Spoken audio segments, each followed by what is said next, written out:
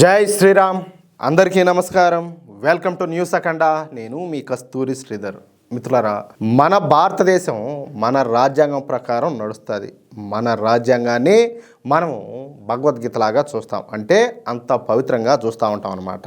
మన రాజ్యాంగాన్ని రచించిన వారు మన దేశంలో ఉన్నటువంటి బలహీన వర్గాలకు, అంటే బీసీలకు, అలాగే షెడ్యూల్ కులాలకు, అంటే ఈ ఎస్సీలకు, అలాగే షెడ్యూల్ ట్రైబ్స్కు, అంటే ఎస్టీలకు మాత్రమే రిజర్వేషన్లు అనేటివి కల్పించారనమాట. అంతేకాకుండా మతపరమైనటువంటి రిజర్వేషన్లను మన రాజ్యాంగం అంగీకరించాల. అందుకే మతం మారినటువంటి దళితులను కూడా మన రాజ్యాంగంలో బీసీ కేటగిరీలో చేర్చారనమాట.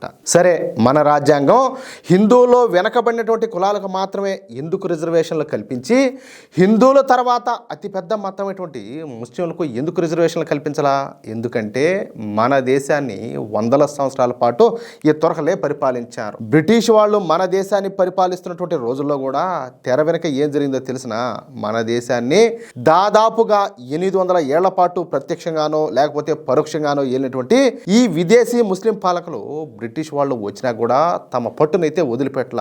సాధారణమైనటువంటి హిందువులంతా కూడా కష్టాల్లో ఉంటే వీళ్ళు మాత్రం అప్పుడు కూడా అధికార పీఠాలకు దగ్గరగానే ఉంటా ఉన్నారు. బ్రిటిష్ వాళ్ళు దేశాన్ని ఆక్రమించుకున్నాక చాలా మంది ముస్లిం పాలకులు స్వతంత్రంగా ఉండలేక వాళ్లకు సామంత రాజులుగా మారిపోయినారు. ఎవరికి? బ్రిటిషర్లకు. వాళ్ళు చెప్పిన ప్రతి దానికి కూడా తలూపుతా వాళ్ళు ఇచ్చేటటువంటి పెన్షన్కో లేకపోతే రక్షణ కోసం పాకులాడుతూ ఉన్నారనమాట. అంటే బ్రిటిష్ వాళ్లకు కప్పం కడుతూనే తమ రాజ్యాల్లో మాత్రం అధికారాన్ని చలాయిస్తూ ఉన్నారు. బ్రిటిష్ పరిపాలనలో అడ్మినిస్ట్రేషన్ అంతా కూడా స్థానికుల చేతుల్లోనే ఉంటా ఉన్నది. అప్పుడు కూడా ఉన్నత ఉద్యోగాల్లోనూ అలాగే రెవెన్యూ విభాగాల్లో ఈ పాత పాలకుల వర్గమే ఎక్కువగా ఉంటా ఉన్నది అనమాట. అంటే ఈ ముస్లిం పాలకుల వర్గమే ఎక్కువగా ఉంటా ఉన్నది. ఫలితంగా సామాన్య హిందువులపైన వీళ్ళ అజమాయిషి బ్రిటిష్ కాలంలో కూడా కొనసాగిందనమాట. మొత్తం మీద చూస్తే మన దేశపు సహజ సంపదను అలాగే మన సంస్కృతిని కొల్లగొట్టినటువంటి విదేశీ ముస్లిం దురాక్రమణదారులు అటు ప్రత్యక్షంగా సుల్తాన్లుగా ఇటు పరోక్షంగా బ్రిటిష్ వారి తాబేదారులుగా కొన్ని వందల ఏళ్ల పాటు మన దేశాన్ని తమ గుప్పిట్లో పెట్టుకున్నారనమాట.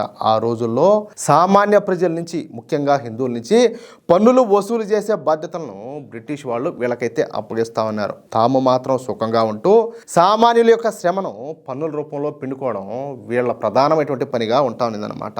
ఆ సమయంలో మన దేశంలో ఉండేటటువంటి వివిధ రాజ్యాలలో అడ్మినిస్ట్రేషన్ వ్యవస్థను మొత్తాన్ని కూడా ఈ ముస్లింలే నిర్వహిస్తూ ఉన్నారు. దండిగా సంపద వచ్చేటటువంటి ప్రతి వ్యాపారాన్ని కూడా ఈ ముస్లింలు హిందువుల నుంచి కబ్జా చేసుకున్నారు. ఇకపోతే ఊరి పెద్దలుగా, డబ్బులను రికవరీ చేసే వాళ్ళగా, న్యాయాధికారులుగా, అలాగే రెవెన్యూ డిపార్ట్మెంట్ అధికారులుగా, భూమి శిస్తు వసూలు చేసేటటువంటి అధికారులుగా, ప్రభుత్వంలో ఉన్నతాధికారులుగా, ఈ విధంగా ఈజీగా డబ్బులు వచ్చేటటువంటి ప్రతి ఉద్యోగాన్ని కూడా ఈ ముస్లింలే నిర్వహిస్తూ ఉన్నారు. ఫలితంగా ఆ రోజుల్లో ముస్లింలంతా కూడా ధనికులుగా ఉంటా ఉన్నారనమాట. ఇక మన హిందువులు అనబోతే ఏదో వ్యవసాయం చేసుకుంటా, పంటలు పండిస్తా, ఈ పాడి పరిశ్రమలు చేసుకుంటా, కోళ్ల పెంపకం, అదేవిధంగా ఈ రోడ్లు వేయడం, గృహ నిర్మాణ పనులు, ఈ మేకలు అలాగే గొర్రెల పెంపకాలతో పాటు ఈ చాకలి, మంగలి, ఒడ్డెర, కొమ్మరి, పద్మశాలి వంటి అంటే చేతి వృత్తులన్నీ ఉంటాయి కదా, కుల వృత్తుల, ఆ విధమైనటువంటి కుల వృత్తులన్నీ కూడా చేసుకుంటా మన హిందువులంతా కూడా ఏదో సాదాసీదాగా పేద బతుకులంతా కూడా బతుకుతా ఉన్నారు. అయినప్పటికీ మన హిందువుల పైన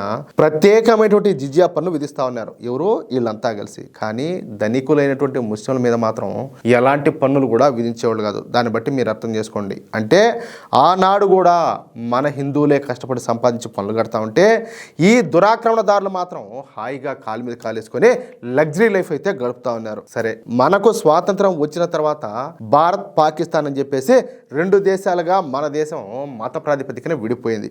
ఆ సమయానికి కూడా మన దేశంలో ఉన్నటువంటి ముస్లింలు ధనికులుగానే ఉంటా ఉన్నారు. ఎందుకంటే పెత్తనం మొత్తం వారి చేతిలోనే కదా ఉన్నింది, అవునా కాదా? కానీ స్వాతంత్రం వచ్చిన తర్వాత నుంచి మన రాజ్యాంగం వ్యవసాయం మీద, కోళ్ళు అలాగే గొర్రెలు, మేకలు, గేదెల పెంపకం మీద, డైరీ ఉత్పత్తుల మీద, గృహ నిర్మాణం అలాగే హస్తకళలు, ఇతర కుల వృత్తుల మీద ఈ పన్నులన్నీ కూడా పూర్తిగా తొలగించేసింది. అంతేకాకుండా ఉన్నత ఉద్యోగాల కోసం అలాగే ప్రభుత్వ ఉద్యోగాల కోసం పోటీ పరీక్షలు నిర్వహించడం మొదలుపెట్టింది. అంతే కదా, ఎవరైతే మెరిట్ ఉంటుందో వాళ్ళకే ఉద్యోగం రావాలా, అంతేగాని అడ్డమైన దారుల్లో ఎవరికంటే వాడికి ఎట్లా ఇస్తారు ఉద్యోగాలు, అంతే కదా. ఇక అప్పటి నుంచి కష్టపడేవాడిదే రాజ్యం అయిపోయిందనమాట. హిందువులు ఎక్కువగా విద్య పైన దృష్టి పెట్టడంతో, అంటే చదువు పైన దృష్టి పెట్టడంతో హిందువులకు తిరుగు లేకుండా పోయింది. పోయింది. దీంతో ఆటోమేటిక్గా హిందువులంతా కూడా ధనవంతులు అవుతా ఉంటే ఈ ముస్లింలు చాలా వరకు భేదవారిగా మారిపోయినారు. అంతేనా?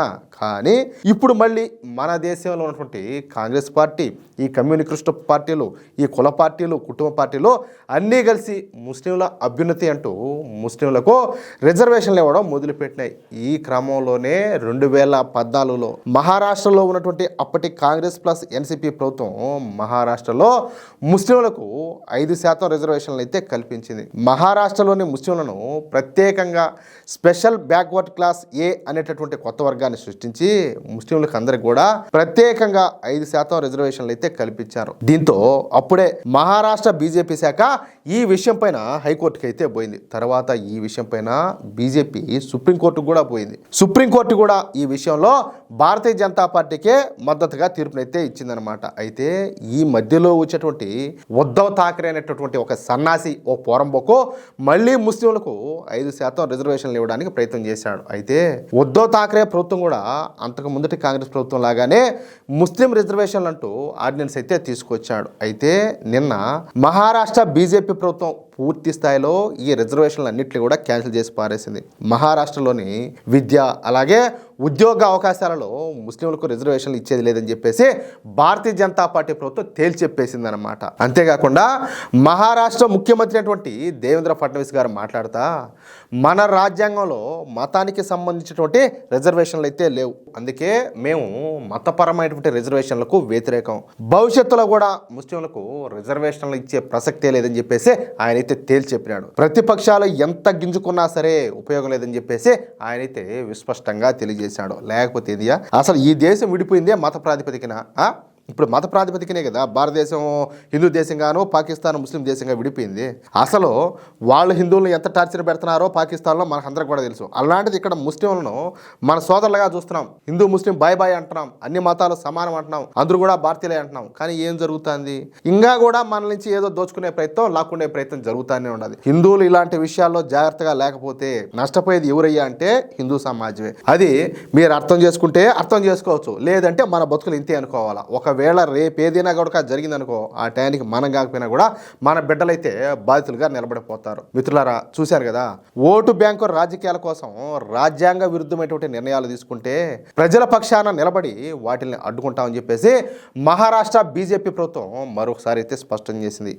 రాజ్యాంగ స్ఫూర్తిని కాపాడటమే తమ లక్ష్యం అని చెప్పేసి వాళ్ళైతే తేల్చెప్పినారు. మరి ఈ సంచలన నిర్ణయం పైన మీ అభిప్రాయం ఏంటి? ముస్లిం రిజర్వేషన్ల రద్దు ఇంతకో సరైందేనా?